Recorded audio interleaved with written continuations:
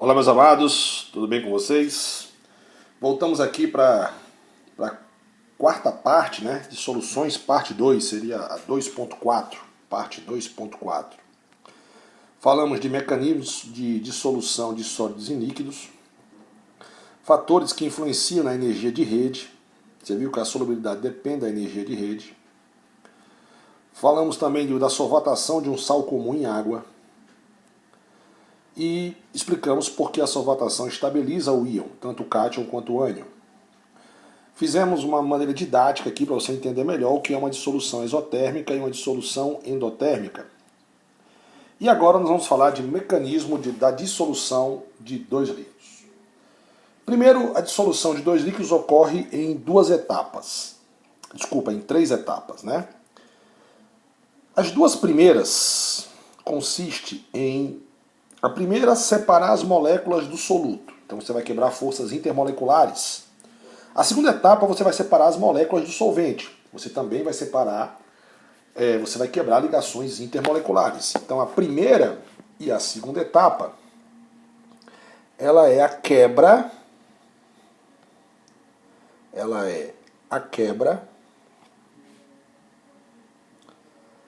das ligações, interações ou forças, ligações intermoleculares, certo? Dos líquidos.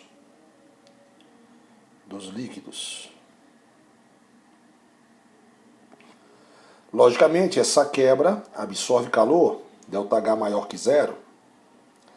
Na segunda, você tem o quê? Você vai misturar os dois líquidos, então você tem que formar. Você tem que formar, certo, meus amados? Ligações intermoleculares, ou seja, o ΔH, deixa eu botar uma vírgulazinha aqui, o ΔH é menor que zero, processo exotérmico. Você podia me perguntar agora, Sandro, por que, então, vou fazer uma observação aqui, né? Fazer uma observação bem rápida aqui, ó. Observação do tio Sandrão. Por que os sólidos ocorrem em duas etapas? Certo? Você podia me fazer essa pergunta, né? Por que lá em sólidos a gente aprendeu que ocorre só em duas etapas, dissolução de sólido em líquido? Eu vou explicar para você. Quando você pega um sólido e coloca em água, né? Quando se dissolve um sólido em um líquido, separar as partículas do solvente é praticamente desprezível essa energia. Por quê? Porque o sólido acaba ocupando os espaços vazios entre as moléculas. Eu não sei se eu já gravei essa aula, mas lá no início, introdução à química geral, eu falo dos poros, né, das moléculas. Então, por exemplo, você tem a molécula de água. Vou fazer aqui a molécula de água, tá? A bolinha branca é o oxigênio, a bolinha pretinha é o hidrogênio. Então você tem aqui várias moléculas de água, certo? Quando você vai separar essas moléculas de água, por que essa energia é praticamente desprezível? Porque assim que você coloca o sal em água, ele ocupa as partículas sólidas, ocupa os espaços vazios, ou seja, os poros entre as moléculas do líquido, que nesse caso aqui, como exemplo, eu estou dando a água, certo? Então, praticamente só tem duas etapas na dissolução de um sólido em um líquido, porque a separação, essa separação aqui, de você separar essa força que une aqui as moléculas de água, que são as pontes de hidrogênio, é praticamente desprezível você quebrar essas forças, certo? Por quê, Sandro? Porque no mesmo instante que você coloca lá o sal em água, as partículas sólidas já vão ocupando os espaços entre a molécula de água, certo? Então, na verdade, só tem duas etapas. A quebra do retículo cristalino e a solvatação, que seria a água circundar os íons, certo? Então tá aí a explicação porque consideramos apenas duas etapas para a dissolução de um sólido em um líquido. Então vamos aqui, nós temos dois frascos, vamos supor. De um lado eu tenho solvente,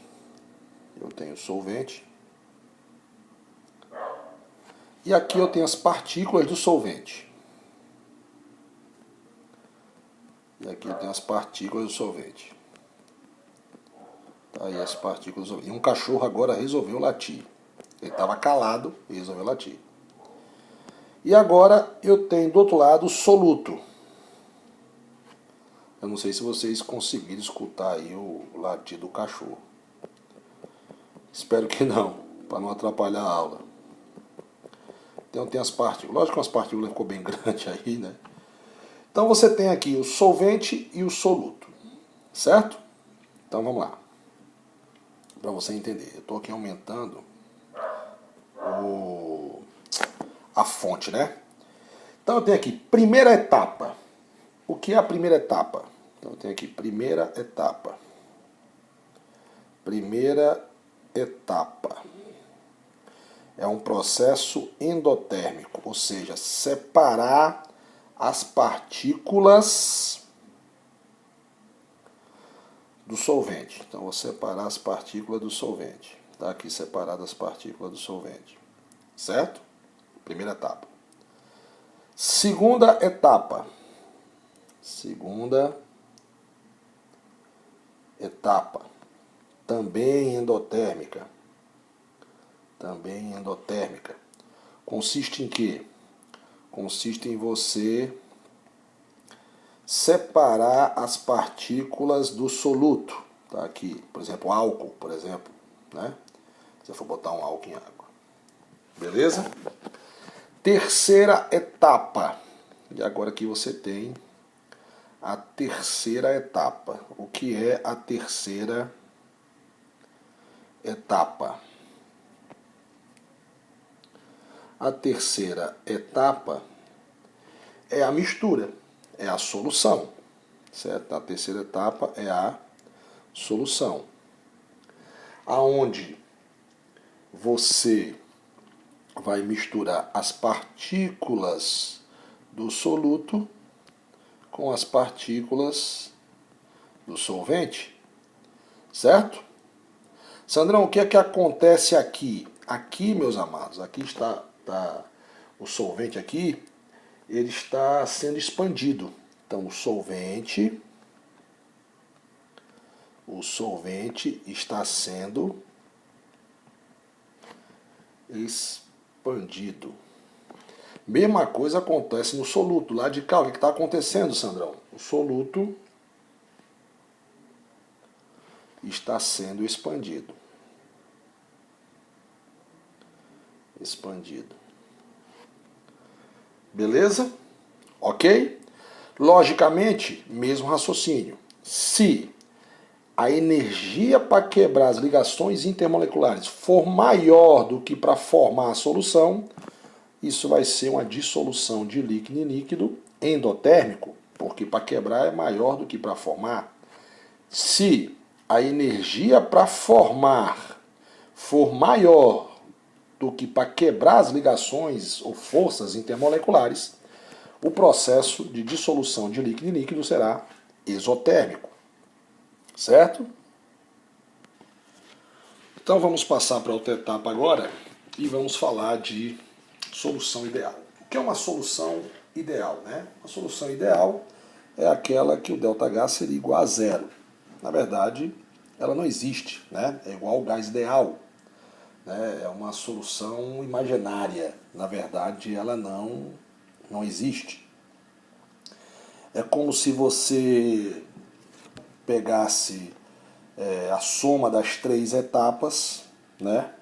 A soma das três etapas e desse um ΔH igual a zero, né? Desculpa aí que ficou grande. Um ΔH igual a zero, né? Isso seria uma solução ideal. Mas, na realidade, né, ou a solução absorve, ou a solução libera energia. Tem um saldo, né? Então, na verdade, o que acontece é isso aqui. Olha só. Você tem aqui a primeira etapa. Observa aqui a primeira etapa. Setinha para cima. ΔH. Este também está maior ainda. ΔH maior que zero. Processo endotérmico. certo? Segunda etapa, que seria a quebra do solvente. Na verdade, não necessariamente nessa ordem, né? Solvente, depois o soluto. Tanto faz. Então, ΔH maior que zero, também é endotérmico. E eu tenho a terceira etapa, que é a formação das forças intermoleculares. Então, seria um ΔH, observe que a setinha está para baixo, tá vendo aí, ó? Seria um ΔH, deixa eu diminuir aqui, seria um ΔH menor que zero, processo exotérmico. Esse gráfico você está vendo aqui, que você tem uma setinha para cima aqui, né? Do reagente, aqui é o reagente, certo? Aqui é o reagente, aqui seria o produto. Então aqui está um gráfico de dissolução endotérmica. Aqui, ó, dissolução endotérmica. Esse gráfico está me dizendo que as duas primeiras etapas, ou seja, vou chamar aqui de ΔH1, ΔH2 e ΔH3. Ele está dizendo que a soma do ΔH1 mais o ΔH2, que são as energias que absorvem calor, é maior que a terceira etapa. Então você tem um saldo aqui, você tem um déficitzinho aqui de um calor absorvido, né? Então o calor aqui foi calorzinho absorvido, certo? Porque isso aqui é um processo endotérmico, certo? Então isso aqui é uma solução real, é o que realmente ocorre, né? Por exemplo, uma dissolução exotérmica, que é o que nós temos aqui, ó, para uma solução real, né? Então, a variação de entalpia ao ser formada é de uma solução real, não é de uma solução ideal. Então eu tenho aqui a primeira etapa, certo? ΔH maior que zero, processo endotérmico. A segunda etapa, ΔH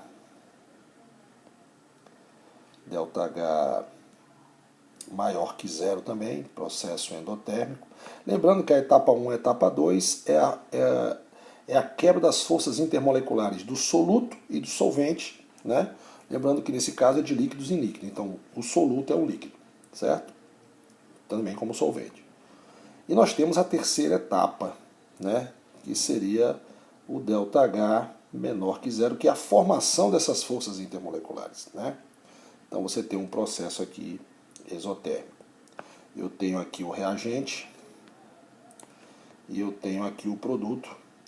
E você observe que eu tenho um déficitzinho aqui de energia liberada, né? A energia aqui para baixo aqui, ó, energia liberada. Isso quer dizer que a soma dessas duas energias aqui, ó, isso quer dizer que, onde é que eu vou fazer aqui para você entender? Quer dizer que a soma, vou fazer aqui em cima, do processo ΔH1 mais ΔH2, essas variação de energia, vou chamar aqui de 1, 2 e 3, ele é menor que o ΔH3, certo? Que no caso seria, lembrando, a formação de forças intermoleculares. Então isso aqui na verdade é uma solução real, essa e essa que eu fiz, tá? Beleza? Então você já sabe aí como é que ocorre uma dissolução de um sólido, de um líquido em um líquido. Ok? Um abraço e vamos até a nossa próxima aula.